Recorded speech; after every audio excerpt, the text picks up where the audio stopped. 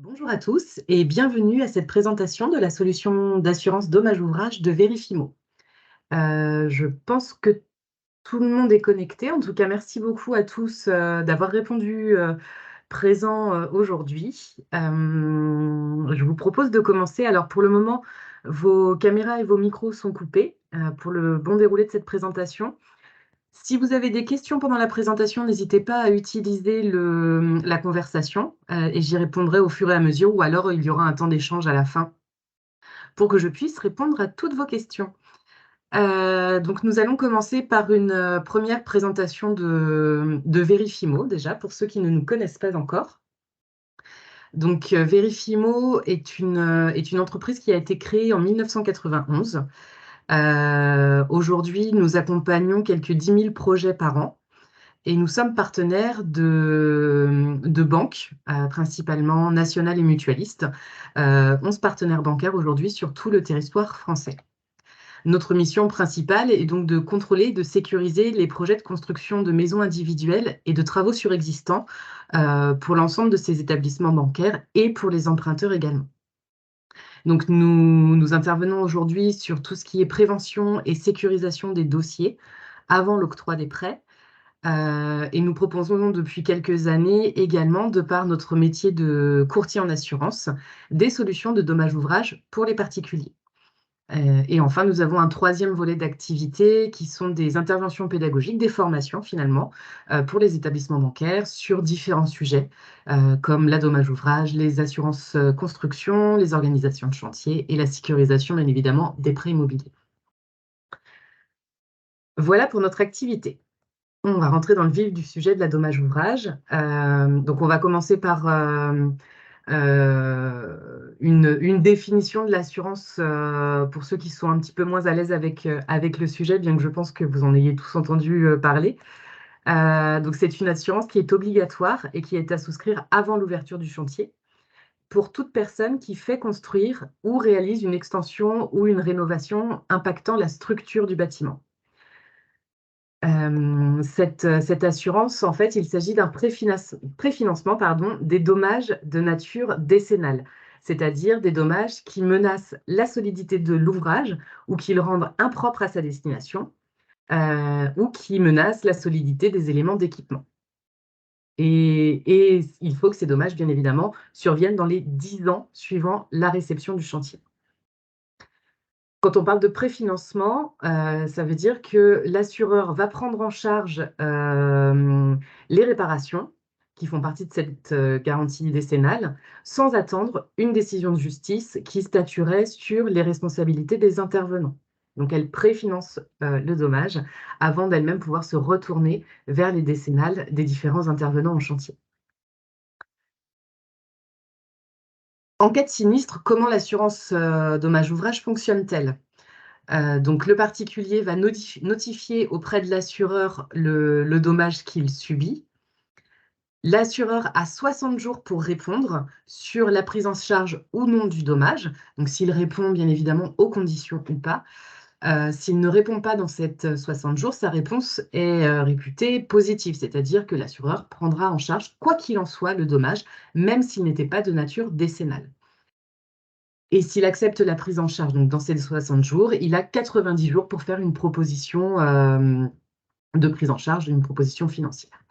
Donc toute cette prise en charge est encadrée par le Code des assurances. Et donc on va le voir après, on va faire une petite différence entre l'assurance dommage ouvrage et la garantie décennale que vous connaissez tous. Le gros avantage de cette assurance dommage ouvrage, c'est donc, on a dit, elle préfinance, donc le particulier n'a pas à attendre le remboursement et la réparation du litige. Il peut procéder assez rapidement, sous 90 jours logiquement. C'est l'assureur DO donc, qui prend en charge toute la responsabilité finalement. Et donc, même en cas d'absence d'un responsable identifié, l'assuré, lui, est couvert. La différence avec la décennale, c'est que la décennale, elle va correspondre à chaque entreprise qui intervient sur le projet. Donc, chaque entreprise va avoir sa propre décennale. Il sera couvert sur le lot que réalise l'entreprise. Concernant l'indemnisation, en cas de contentieux, c'est-à-dire si on ne trouve pas de façon rapide, on va dire, le responsable du dommage, on peut aller jusqu'à des procédures et cela peut prendre plusieurs années. On est autour de 5, 7, 9 ans parfois même sur certaines procédures comme ça pour régler ces litiges. Donc, qui est-ce qui a la charge de la responsabilité dans ces cas-là? Bah, très souvent, c'est le maître d'ouvrage, puisqu'il a un dommage. Potentiellement, son logement peut être impropre à la destination, donc il ne pourrait pas habiter dedans. Donc, il a des frais à avancer pour trouver un autre logement, pour potentiellement commencer à faire peut-être des réparations, même si ce n'est pas du tout conseillé, puisqu'il vaut mieux attendre que la procédure soit terminée. Et s'il n'y a pas de responsable identifié, eh bien, le maître d'ouvrage n'est pas couvert. Deux petites précisions. En cas de contrat de construction de maison individuelle, le constructeur propose dans la majorité des cas une solution de dommage ouvrage qui est packagée en fait avec la garantie de livraison. Tout ça, c'est encadré par la loi. Et puis dans le cas de la mise en place d'une dommage ouvrage, donc on l'a dit tout à l'heure, c'est l'assureur qui va prendre en charge la responsabilité et qui va avancer les frais, qui va préfinancer la réparation du dommage. Et ensuite, il va se retourner ensuite contre l'assureur en responsabilité civile décennale de l'entreprise fautive. Dans l'ADO également, un autre avantage, c'est que le maître d'ouvrage va avoir un interlocuteur unique, son assureur dommage ouvrage.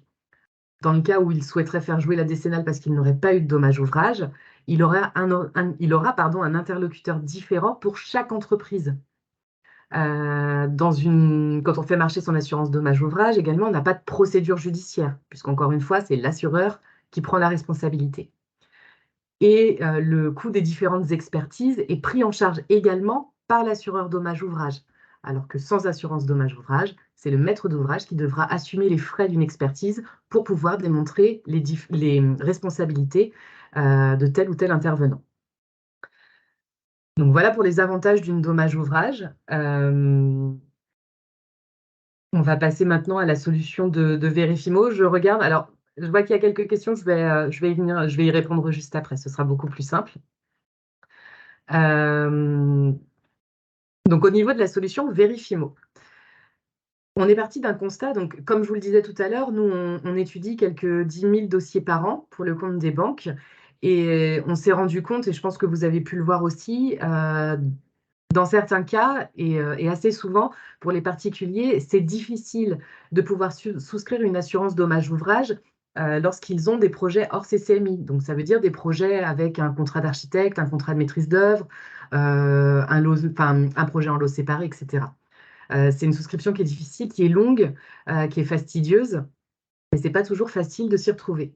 Et donc, Verifimo, de par sa casquette de tiers de confiance, de vérificateur, a voulu mettre en place des solutions pour nos clients et puis pour les particuliers en général, pour qu'ils puissent sécuriser au maximum leur projet de construction ou de travaux.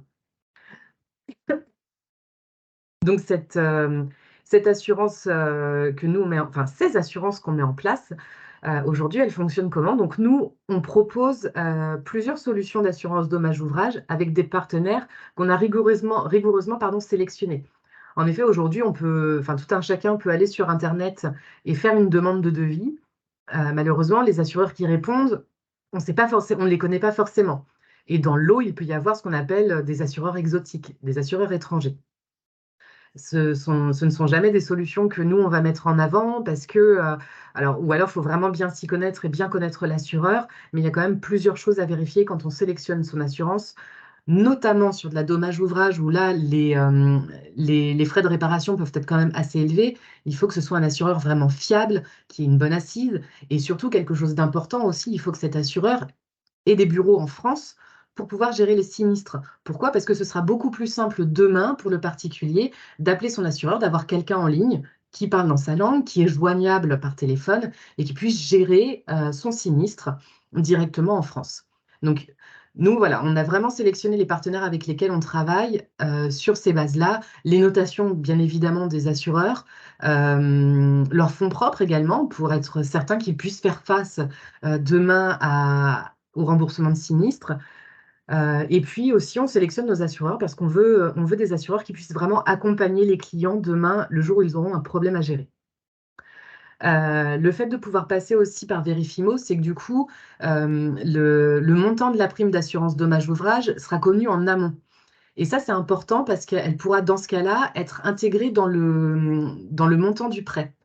Et du coup, étalée sur les 20-25 ans que va durer le prêt. Pourquoi c'est important? Parce qu'une assurance dommage ouvrage, c'est une assurance qui coûte cher en soi. Elle coûte cher parce qu'on la paye en une seule fois. Là où, pour votre assurance habitation ou votre assurance voiture, ce sont des paiements qui vont être échelonnés tous les mois pendant des années. Au final, si on prend le montant de son assurance dommage ouvrage et qu'on l'étale sur la durée du prêt, finalement, en mensualité, on n'est pas plus élevé qu'une assurance voiture ou qu'une assurance habitation. Aujourd'hui, la plupart des particuliers ne prennent pas d'assurance dommage ouvrage parce que c'est compliqué, parce que c'est difficile d'en trouver une, parce que c'est cher. Mais finalement, ça ne leur viendrait pas à l'idée de se passer d'une assurance voiture, de se passer d'une assurance habitation. Et ben, la dommage ouvrage, ça devrait être pareil, sauf qu'on la paye en une fois. Donc là, de pouvoir l'étaler sur la durée du prêt, financièrement, c'est quand même beaucoup plus facile. Un autre des avantages qu'on peut avoir, c'est qu'on a, nous, un process qui est complètement dématérialisé. Donc, on travaille. Alors, bien évidemment, hein, on appelle les clients, on les a au téléphone, on échange avec eux, mais on n'a pas besoin de se déplacer en agence. On peut tout faire par email. Voilà, on a une très bonne connaissance aussi des intervenants. Donc, on se met en rapport directement avec le maître d'œuvre, l'architecte, ou les différents intervenants du chantier pour pouvoir récupérer les documents nécessaires à la constitution du dossier d'assurance dommage ouvrage. Un autre élément important également, c'est qu'on fait vraiment un accompagnement personnalisé. On n'est pas une plateforme en ligne qui va recevoir des dizaines et des dizaines et des dizaines de demandes de devis par jour, avec un formulaire déjà tout pré-rempli. On vous demande effectivement quelques éléments lorsque vous nous faites une demande de devis, mais on va systématiquement, soit vous appelez vous, soit appeler votre client, c'est selon, pour avoir plus d'informations sur le chantier. En effet, il faut savoir qu'une prime d'assurance dommage ouvrage est calculée selon un certain nombre d'éléments. Le coût de la construction, bien évidemment, mais également sa situation géographique, le procédé constructif, etc., etc. Pour savoir tout ça, malheureusement, ce n'est pas en remplissant une simple grille qu'on peut le savoir. Et donc, c'est pour ça que cet échange est vraiment très important. Et puis pendant la constitution du dossier, donc ça c'était la partie amont, mais pendant la constitution du dossier, on accompagne véritablement les maîtres d'ouvrage pour constituer ce dossier, pour ce qu'on appelle faire la complétude, donc rassembler toutes les pièces nécessaires. On se met en rapport avec les différents assureurs également pour trouver une solution qui corresponde précisément aux besoins du client. Donc voilà pour les avantages de notre solution. Sur le descriptif de notre solution, alors je vous en ai mis quelques mots ici, mais bien évidemment, ce serait difficile d'être exhaustif. Donc, nous, notre solution, le plus important, c'est qu'elle est à destination essentiellement des particuliers. Voilà, on n'intervient pas auprès des professionnels, on n'intervient pas auprès des CMI, ce sont des choses très particulières. Nous, on propose de la dommage ouvrage pour des particuliers, par le biais, effectivement, peut-être demain, d'un maître d'œuvre ou d'un architecte, mais elle est vraiment à destination du particulier. Nos solutions peuvent être applicables en France métropolitaine, en Corse ou à La Réunion. Nous pouvons proposer une solution jusqu'à 2 logements, puisqu'on reste sur de la maison individuelle et pas sur du collectif de la copropriété. En termes de coûts de chantier, sur des constructions, nos solutions vont couvrir des chantiers jusqu'à 800 000 € en rénovation jusqu'à 600 000 €. Si jamais on a des chantiers qui sont au-delà de ces montants-là, de par nos relations privilégiées avec les assureurs, on peut également proposer des solutions. Au niveau des garanties du contrat, donc on a bien évidemment la dommage ouvrage et la tout risque chantier. La tout risque chantier, c'est une option à la dommage ouvrage qui permet de couvrir la phase de chantier finalement, donc avant la réception. Il y a un vol qui se passe pendant le chantier, sous certaines conditions, c'est couvert. Le maçon monte un mur et malheureusement il s'effondre. La tout risque chantier, du coup, va pouvoir intervenir et prendre en charge la reconstruction du mur et les réparations qui auraient pu être occasionnées par cette chute de mur. On propose également la responsabilité civile du maître d'ouvrage, toujours en option, et la garantie constructeur non réalisateur en cas de vente de la maison dans les 10 ans, l'assurance constructeur non réalisateur en fait va couvrir le maître d'ouvrage. C'est-à-dire que si les nouveaux acquéreurs, pour X ou Y raison, sollicitent la responsabilité des anciens propriétaires, c'est la constructeur non réalisateur qui les couvrira, qui prendra en charge les frais éventuels. Bien évidemment, comme dans toute assurance, il y a des exclusions, notamment l'autoconstruction. Il faut savoir que l'autoconstruction, ce sont des projets qui sont extrêmement difficiles, non seulement à financer, mais également à couvrir en dommages ouvrages, puisque c'est logique, vous le comprendrez, l'assureur dommages ouvrages n'aura aucune entreprise vers qui se retourner en cas de responsabilité. Donc c'est pour ça qu'en général, les autoconstructions sont évincées de la couverture. Néanmoins, certains lots peuvent être conservés par le particulier, comme les peintures, les revêtements sol souples, des petites choses comme ça. On ne peut pas couvrir tout ce qui est cabinet dentaire, radiologie, crèche, restauration rapide. On peut couvrir par contre des projets d'habitation mixte commerciale. Voilà. Les constructions atypiques, par exemple en chanvre, des constructions écologiques, etc., ça, ce ne sera pas couvert non plus actuellement. Si les plans ont été faits à titre gracieux pour un coût de construction au-delà de 120 000 €, en général, ce n'est pas accepté non plus. Les piscines intérieures font partie des exclusions. Et si le maître d'ouvrage est une société commerciale, ce ne sera pas pris en charge non plus. Encore une fois, on reste vraiment sur de la maison individuelle. Et les mises en location peuvent être acceptées, mais ce n'est pas quelque chose qui est vraiment, vraiment accepté de la part des assureurs. Bien évidemment, tout ça, c'est étudié également au cas par cas. On peut avoir des dérogations selon le chantier, selon le risque pour l'assureur. Donc, il ne faut pas hésiter à nous envoyer les demandes pour qu'on puisse l'étudier et vous rendre une réponse. Quel est le process pour souscrire une assurance dommage ouvrage? Je vois que la question a été posée dans la conversation, donc ça tombe très bien, on y vient. Pardon, excusez-moi. Donc, le maître d'œuvre ou l'architecte va valider le projet de ses clients. Donc vous dites, OK, on part sur tel type de maison, telle organisation, tels intervenants, etc. Bien évidemment, le maître d'œuvre, l'architecte, va parler de la dommage ouvrage à ses clients et du coup, avec la solution qu'on peut leur proposer, vous allez pouvoir être à même de leur dire, mais écoutez, moi, je peux faire passer votre dossier chez Verifimo pour qu'ils vous fassent une proposition. Ces propositions, les devis qu'on peut établir, elles sont sans engagement, bien évidemment, et on ne fait pas payer les devis, même si on a travaillé peut-être plusieurs semaines sur le dossier de vos clients. À partir du moment où il ne souscrit pas à la DO, s'il ne dit pas, OK, je vous paye, il n'y a aucun engagement. Donc, vous envoyez la demande de tarif à Verifimo pour le compte de vos clients. Vous pouvez autrement tout aussi bien ne pas vouloir vous en occuper et juste donner l'information à vos clients qui prendront contact avec nous par la suite. C'est vraiment vous qui choisissez. Nous, à réception de cette demande, on va prendre contact avec les maîtres d'ouvrage ou avec vous si vous préférez. Là encore, c'est à votre discrétion, c'est vous qui voyez.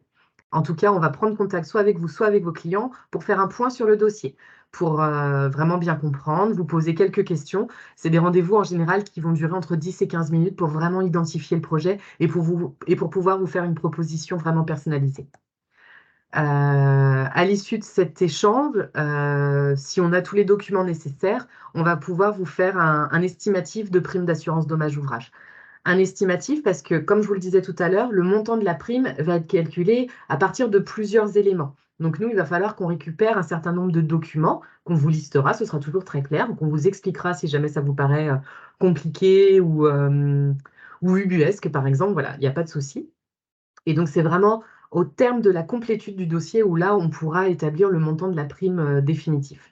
Mais au moment de la prise de contact, c'est vraiment un montant de prime estimatif. Excusez-moi, j'ai un petit souci d'écran.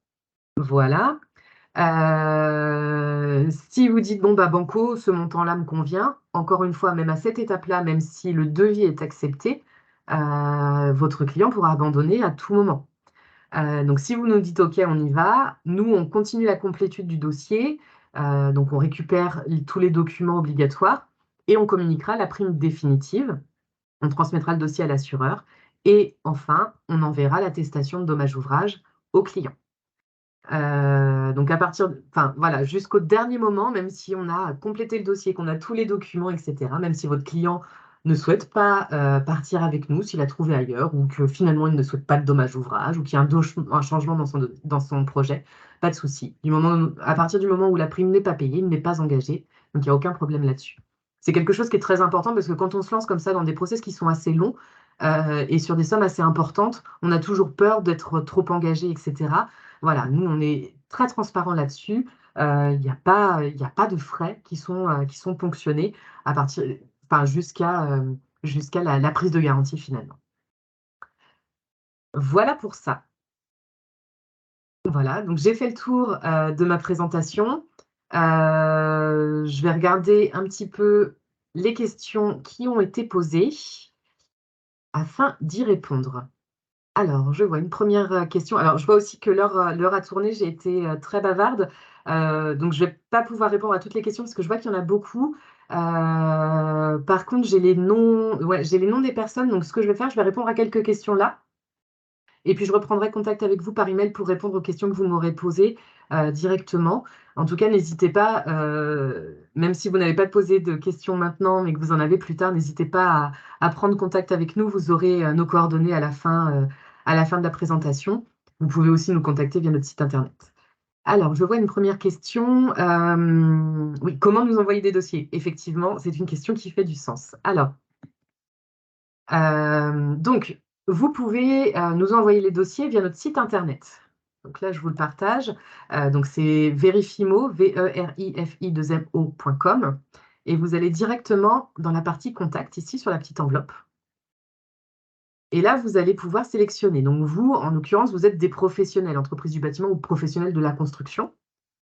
Et votre demande porte sur, et là, vous avez le choix entre contacter le service commercial sur l'assurance dommage ouvrage. Donc là, c'est plutôt pour avoir des informations. Typiquement, vous avez une question à l'issue de ce webinaire, vous avez une question en général sur la dommage ouvrage ou sur nos solutions en particulier. Vous pouvez nous les adresser en sélectionnant cette réponse-là.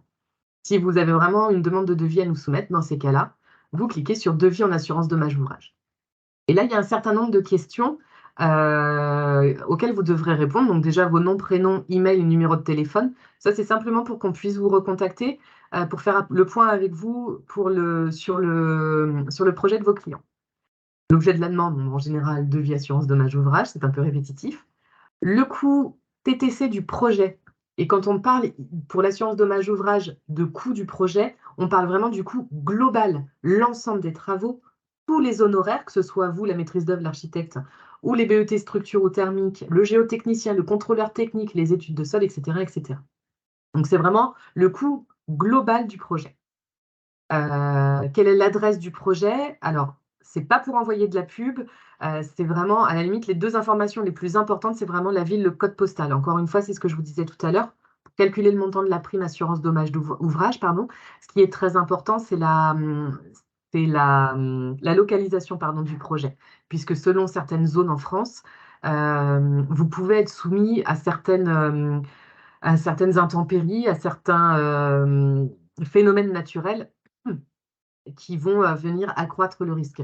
Notamment, par chez nous, par exemple, on va avoir le retrait gonflement argile. Voilà, tout ça, c'est des choses qui sont prises en compte pour le calcul de la prime. La nature du projet, est-ce qu'il s'agit d'une construction, d'une rénovation ou d'une extension sur élévation? Quand on est sur une réhabilitation, on est dans une rénovation. Est-ce que certains lots sont réalisés en autoconstruction? Là, on vous demande juste de répondre par oui ou par non.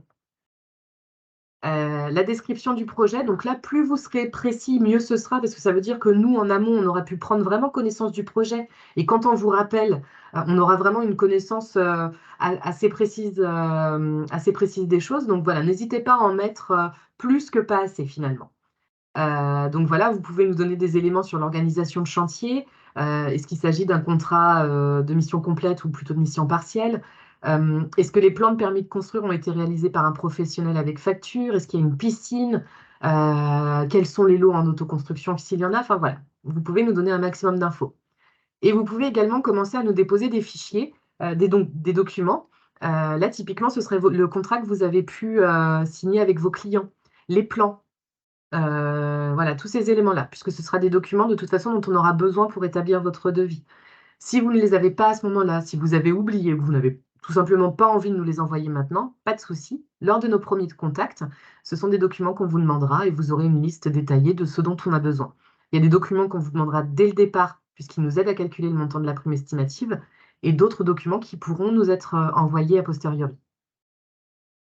Et voilà, et ensuite, vous acceptez, si vous le voulez, la politique de confidentialité, vous indiquez bien que vous n'êtes pas un robot et vous nous l'envoyez. Nous, on reçoit la demande et en général, elle est traitée dans les 48 heures. C'est-à-dire que sous 48-72 heures, vous avez un appel d'un expert d'assurance chez nous pour faire le point sur votre projet.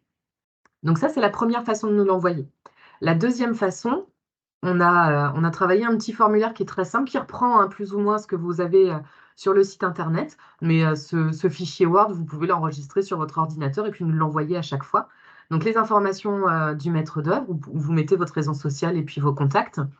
L'information sur le maître d'ouvrage, là c'est pareil, si vous ne souhaitez pas qu'on rentre en contact tout de suite avec le maître d'ouvrage, vous ne les renseignez pas, c'est pas grave, on pourra le compléter par la suite. Et puis toujours les informations sur le projet où on vous demande les mêmes choses que sur le formulaire en ligne. Et ensuite, on vous met la liste des documents à nous transmettre. C'est ce que je vous disais tout à l'heure. Pour pouvoir réaliser le devis, on a besoin donc de certains documents, la décennale du maître d'œuvre ou de l'archi, le contrat de maîtrise d'œuvre ou d'architecture et les devis de tous les holos du hors dehors d'air, de la VRD, en cas de VRD privé, de la piscine, des études de sol et des BET structures. Et ensuite, on a des documents facultatifs. Ceux-là, ils pourront être transmis plus tard. En tout cas, c'est ces trois documents-là dont on aura besoin dès le départ. Et ce document, une fois que vous l'avez complété, vous nous l'envoyez avec les pièces sur l'adresse do@verifimo.com. Voilà. Voilà pour ça. Donc voilà comment vous nous envoyez un dossier. Là, pareil, que vous nous envoyez la demande via ce formulaire-là ou via le formulaire en ligne, vous êtes rappelé sous les 48-72 heures ouvrées. Je vois une autre question. Alors, oui, la question porte sur les études de sol. Donc là, c'est une question pour nous demander si les études de sol sont obligatoires. Alors, je vais faire une réponse de Normand. Ça dépend. En fait, ça va dépendre du projet. Ça va dépendre du coût et du type de projet. Est-ce qu'il s'agit d'une construction ou pas, etc. Là, c'est pareil. C'est quelque chose qui vous sera précisé par l'expert assurance chez nous. Ça fera partie des documents.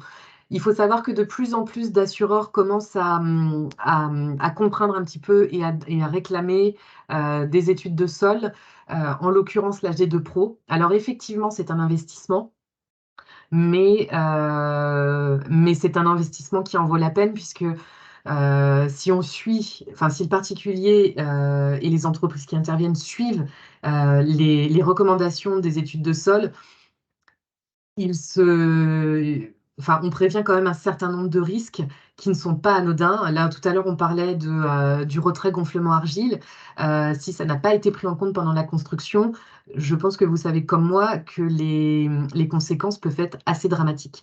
Donc oui, effectivement, de plus en plus d'assureurs, nous on l'a vu ces dernières années, hein, au début, ils étaient plutôt souples là-dessus et il y avait vraiment peu de projets sur lesquels ils réclamaient une étude de sol, une G2 Pro en l'occurrence. Et là, quand même, ces dernières années, on a vu que ça s'était durci et que ça devient maintenant un prérequis, effectivement. Donc voilà, ça va dépendre un petit peu des cas. Parfois, on va la demander, parfois non. Parfois, une G5, par exemple, va suffire. Enfin, ça va vraiment dépendre à chaque fois du projet. Encore une fois, la réponse, malheureusement, n'est peut-être pas très précise, mais voilà, on n'est pas une plateforme de demande de devis en ligne. On ne vous fait pas un truc comme ça en 2 secondes. Et puis finalement, au cours de la complétude, vous vous rendez compte que on ne part pas du tout sur les mêmes montants que ce qu'on vous avait donné au départ. On vous réclame beaucoup plus de documents, etc. Mais au moins, avec nous, dès le départ, vous savez à quoi vous attendre. Voilà, ça c'est quelque chose qui est très important aussi pour nous. On a vraiment à cœur la satisfaction des clients avec lesquels on travaille, donc voilà, on fait attention à ça. Et ben on a dépassé un petit peu la demi-heure. Voilà, donc comme je vous disais tout à l'heure, je vais répondre aux questions que vous m'avez posées en ligne. Je vous répondrai directement sur les adresses mail que vous nous avez communiquées. Si jamais j'oublie de vous répondre, n'hésitez surtout pas à me contacter, donc soit via le formulaire en ligne, soit sur la boîte mail qui apparaît ici en bas de l'écran. Euh, et puis voilà, et puis on vous répondra. Pour les prochaines étapes, donc là, je vais tous vous envoyer donc ce support de présentation ainsi que le petit formulaire que je vous ai présenté. Et puis voilà, n'hésitez pas à nous faire parvenir les dossiers. Encore une fois, c'est vraiment une simple étude. On vous fait une proposition tarifaire, libre à vos clients de l'accepter ou non. Mais voilà, donc écoutez, bah, j'espère que cette petite présentation vous a plu, qu'elle a répondu à vos questions. Et puis voilà, je vous souhaite à tous une très bonne journée. Je vous remercie encore du temps que vous nous avez accordé et à très bientôt. Bonne journée à tous. Au revoir.